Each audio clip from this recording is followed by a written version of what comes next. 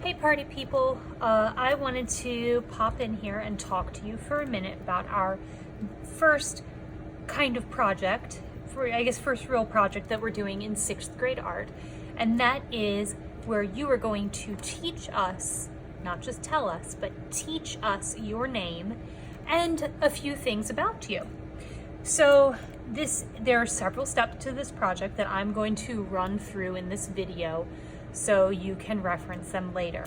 Some of these things I'm expecting for us to do in person in class, but the rest of it you'll be finishing up on your own on your remote days.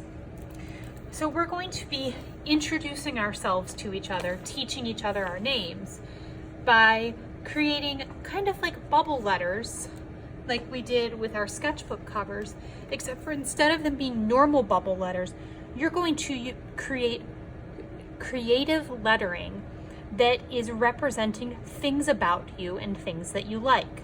So here's my example that I've started out with. This is inside of my sketchbook. I like for us to plan things out in our sketchbooks before we work on final paper. So the first thing I've done is I've made a list of 5 things that I like, or 5 things about me. So for example, I enjoy cooking, I enjoy art, which is pretty good because I'm an art teacher. I really like plants. I have a lot of plants in my house and around my house. I'm originally from Kansas City, and I really like singing. I sing in a choir.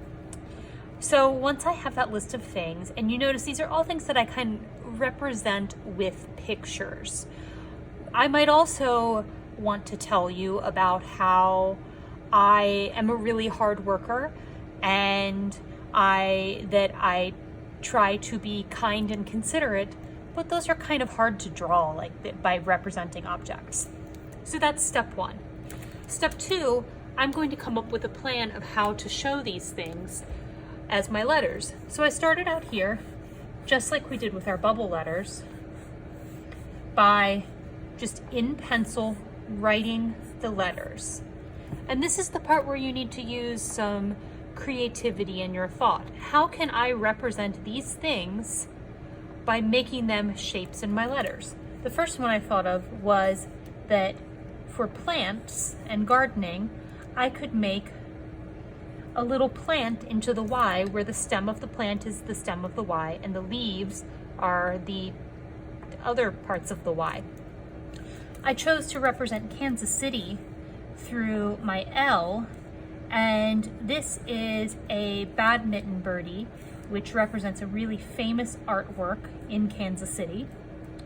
And then here is a baseball bat because I really like the Kansas City Royals. They're my favorite baseball team. So 2 things about Kansas City. So you can see it can be one thing or it could be 2 things. A student gave me a great idea to represent cooking by showing a frying pan for my eye. And I decided to make it so you really knew what it was, to draw some sunny side up eggs in there. Now, eggs are not my favorite food and they're not my favorite thing to cook, but I do know that they're very recognizable, especially when I add color. So now I'm going to move on to art. And I think the M will be a great place for this because I could make the letter out of various art supplies. We have a paintbrush. Maybe I have, this could be a crayon. Maybe here I'm gonna use a pencil, and you'll be able to tell the difference with this when I add my color later. And I don't know what I could do for this. Maybe a marker. So just some art supplies to show that. And then my last one is singing. So I don't know how many of you out there are musicians, but I was just thinking, what if I turned the letter E into into a treble clef by adding in 2 extra lines here that are lighter. And then I could add in some musical notes as part of that. So this is just one way that you can do this, but I will put some more examples up for you on Google Classroom as ideas. So once you've come up with a plan, now you're going to get out your final paper. So the first step you're going to take again is to write your name. I have a really amazing trick so you don't run out of space writing your name. So imagine that this is your paper. To make it so I have space and I don't end up with those little squished letters going down the side, what I like to do is start with my first letter and then go to the last. Then my second letter, second to last, and so on until I get to the middle.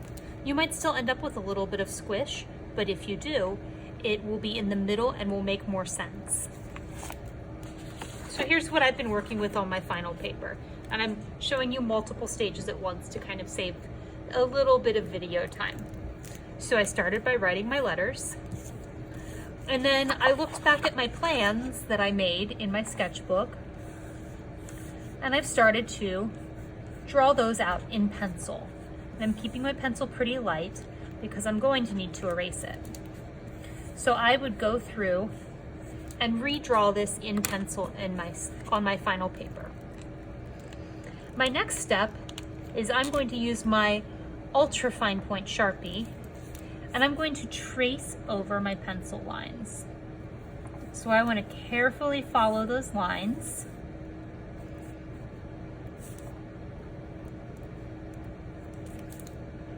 So the baseball bat with the Royals logo, the badminton birdie. I'm going to redraw all my lines in Sharpie. So any lines, any small textures. You want to have some detail, but you don't need a ton of detail. Once I've done this on my whole paper, I'm going to use an eraser and I'm going to erase my pencil lines. This is always good practice. It's good craftsmanship or careful work habits to not have your pencil sketch lines showing through on your final artwork. And now's the fun part. I'm going to add color. So instead of using colored pencils or markers, which I don't really like the result of, and I think they're more difficult to get a good result, we're actually going to use the watercolor set that I gave you in class. Let me zoom back out so you can see a little bit more. So the watercolor set from my class. So you'll need the set, you'll need the brush that I gave you that has a blue handle, and from your house, you're going to need a container with a little bit of water and a paper towel or something absorbent. So when I use watercolors, I imagine most of you have used these before, but you get your brush wet and then you wet the paint and that's how you activate it. And the more you brush on your paint, the more intense the color is going to get because you're dissolving more pigment. So the orange little part of the birdie. I'm going to use brown for my baseball bat, but I want it to be kind of a light brown, not a dark brown. So I'm not going to get as much paint on my brush. And then I think I'm going to use some blue for the hand.